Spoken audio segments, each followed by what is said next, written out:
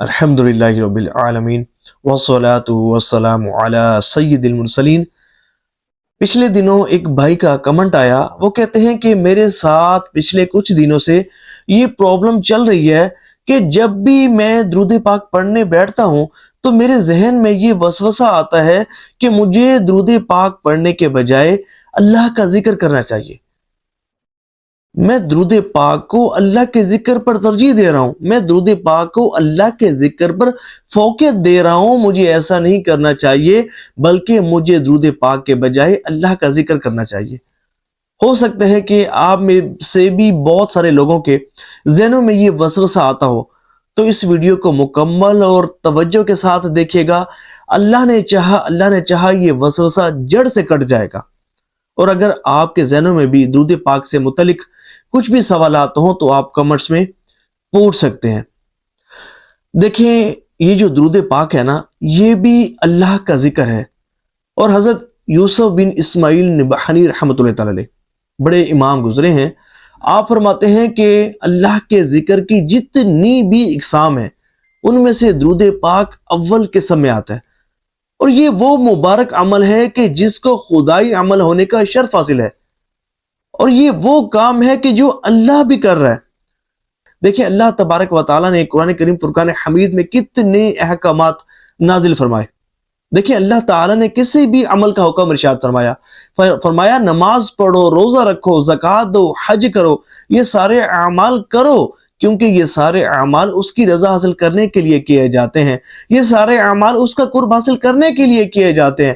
لیکن کسی بھی عمل کا حکم ارشاد فرمانے سے پہلے رب کریم نے یہ نہیں فرمایا کہ یہ میں کر رہا ہوں، یہ میرے فرشتے کر رہے ہیں۔ لیکن درود پاک کا حکم ارشاد فرمانے سے پہلے رب کریم ارشاد فرماتا ہے یاد رکھنا یہ وہ کام ہے جو میں کر رہا ہوں، یہ وہ کام ہے جو میرے فرشتے کر رہے ہیں۔ اے ایمان والو، تم بھی اس عظیم کام میں شامل ہو جاؤ۔ اور پھر درود پاک کی کثرت کی سب سے بڑی بات یہ ہے کہ جب بندہ درود پاک پڑھتا ہے نا تو اس کو 4 فضائل و برکات حاصل ہوتے ہیں جو کسی اور عمل میں حاصل نہیں ہوتے۔ دیکھیں، جب کوئی شخص ایک مرتبہ درود پاک پڑھتا ہے نا تو بیک وقت 4 فضائل اسے حاصل ہوتے ہیں۔ سب سے پہلا کام یہ ہے کہ ایک مرتبہ درود پاک پڑھنے سے اللہ کریم بندے پر 10 رحمتوں کا نزول فرماتا ہے۔ دوسرا، اس کے 10 گناہ معاف کر دیے جاتے ہیں۔ تیسرا، 10 نیکیاں اس کے نامہ اعمال میں شامل کی جاتی ہیں۔ چوتھا یہ کہ 10 درجات اس کے بلند کر دیے جاتے ہیں۔ سبحان اللہ، سبحان اللہ۔ اور اس حوالے سے ایک دوسری دلیل بھی میں پیش کرتا ہوں، جیسا کہ ایک صحابی حضرت ابی بن کعب رضی اللہ تعالی عنہ سرکار دو عالم کی بارگاہ میں حاضر ہوتے ہیں، مالک کل عالم کی بارگاہ میں حاضر ہوتے ہیں، عرض کرتے ہیں یا رسول اللہ صلی اللہ علیہ وآلہ وسلم، میں آپ پر کثرت سے درود پاک پڑھنا چاہتا ہوں، اپنے اوراد و وظائف میں سے کتنا حصہ مقرر کروں؟ تو حضور نبی کریم رؤوف الرحیم صلی اللہ علیہ وآلہ وسلم نے ارشاد فرمایا جتنا چاہے مرضی پڑھ لیا کرو۔ تو انہوں نے عرض کی یا رسول اللہ صلی اللہ علیہ وآلہ وسلم، اگر اپنے اوراد و وظائف میں سے چوتھائی حصہ درود پاک کی کثرت کرنے میں صرف کروں تو کیسا رہے گا؟ تو حضور نے فرمایا جتنا چاہے مرضی پڑھو، اگر اس سے زیادہ پڑھو تو تمہارے لیے بہتر ہے۔ تو انہوں نے عرض کیا یا رسول اللہ صلی اللہ علیہ وآلہ وسلم، اگر زیادہ پڑھنے میں ہی بھلائی ہے، زیادہ پڑھنے میں ہی بہتری ہے، تو کیا ہی اچھا ہو کہ نصف حصہ درود پاک کی کثرت کرنے میں صرف کروں، کہ نصف حصہ درود پاک پڑھوں اور باقی کا نصف حصہ دیگر اوراد و وظائف پڑھوں۔ تو سرکار صلی اللہ علیہ وآلہ وسلم نے ارشاد فرمایا جتنا چاہے مرضی پڑھو، اگر اس سے بھی زیادہ پڑھو تو تمہارے لیے بہتری ہے۔ تو انہوں نے عرض کیا یا رسول اللہ صلی اللہ علیہ وآلہ وسلم، اگر زیادہ پڑھنے میں ہی بہتری ہے تو کیا ہی اچھا ہو کہ میں 2/3 حصہ درود پاک کی کثرت کرنے میں صرف کروں تو کیسا رہے گا؟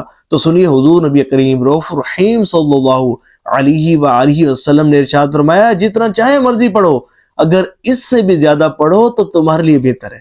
سبحان اللہ۔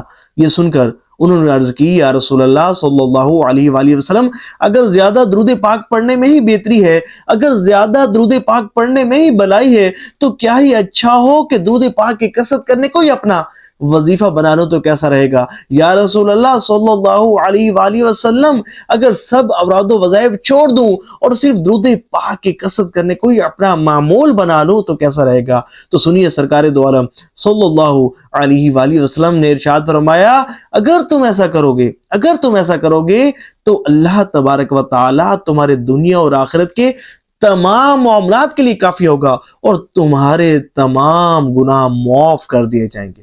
سبحان اللہ، سبحان اللہ۔ اے عاشقان رسول، غور کریں کہ سرکار فرما رہے ہیں کہ درود پاک کی کثرت کرنے والا ہر پریشانی اور مصیبتوں سے نجات حاصل کرے گا، اور درود پاک کا وظیفہ ہی وہ مبارک وظیفہ ہوگا کہ اس کے تمام معاملات کے لیے کافی ہوگا۔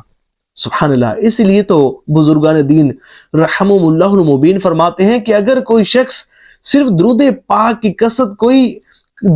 کثرت پر ہی ہمیشگی اختیار کر لے اور درود پاک کی کثرت کرنے کو ہی اپنا وظیفہ بنا لے تو پھر ساری زندگی اسے مزید کسی وظیفے کی حاجت نہیں ہوتی۔ اس لیے درود پاک کو وظائف کا سردار کہا جاتا ہے، اور کتابیں بھری پڑی ہیں ایسے لوگوں کے واقعات سے کہ جنہوں نے دنیا میں درود پاک کی کثرت کی تو رب کریم نے انہیں دنیا اور آخرت میں بلند کر دیا اور انہیں ایسا مقام عطا فرمایا کہ عام آدمی اس کا تصور بھی نہیں کر سکتا۔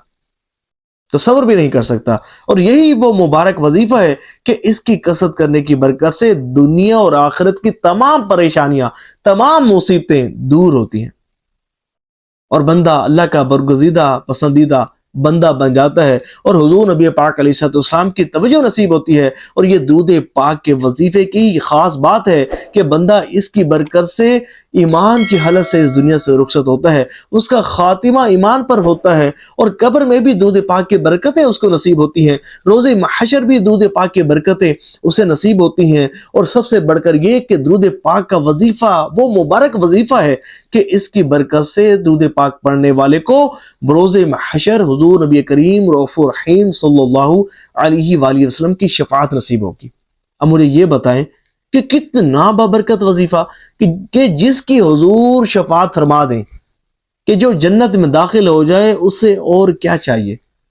سبحان اللہ۔ تو درود پاک کا جو وظیفہ ہے، جب بھی اس کی کثرت کریں تو یہ مطمئن ہو کر کثرت کیا کریں کہ یہ وہ مبارک وظیفہ ہے کہ اس کو پڑھنے کا حکم اللہ تبارک و تعالیٰ نے ارشاد فرمایا ہے، اور کتنی ساری احادیث طیبہ ہمیں ملتی ہیں درود پاک سے متعلق کہ جن میں حضور نبی کریم صلی اللہ علیہ وآلہ وسلم کہ جنہوں نے ہماری شفاعت فرمانی ہے، ہمیں جنت میں داخل فرمانا ہے، خود انہوں نے فرمایا ہے کہ جب تم درود پاک کی کثرت کرو گے تو تمہاری دنیا اور آخرت کی تمام پریشانیاں دور ہو جائیں گی۔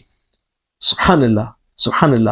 امید کرتا ہوں کہ تمام وساوس کی جڑ سے کاٹ ہو چکی ہوگی اور پتہ چل گیا ہوگا کہ درود پاک بھی اللہ کا ذکر ہے، اور وہ مبارک ذکر ہے کہ جس میں اسم جلالت اللہ تعالی بھی ہمیں پڑھنا نصیب ہوتا ہے، اللہ کا ذکر کرنا بھی نصیب ہوتا ہے، اور ذکر مصطفیٰ صلی اللہ علیہ وآلہ وسلم بھی کرنا ہمیں نصیب ہوتا ہے۔ سبحان اللہ۔ اللہ کریم ہمیں کثرت سے درود پاک پڑھنے کی توفیق عطا فرمائے اور اس کی برکات سے مستفیض فرمائے۔ ثواب کی نیت سے اس کو شیئر بھی کیجیے گا، اس ویڈیو کو شیئر بھی کیجیے گا۔ صلو علی الحبیب صلی اللہ تعالی علی محمد صلی اللہ علیہ وآلہ وسلم۔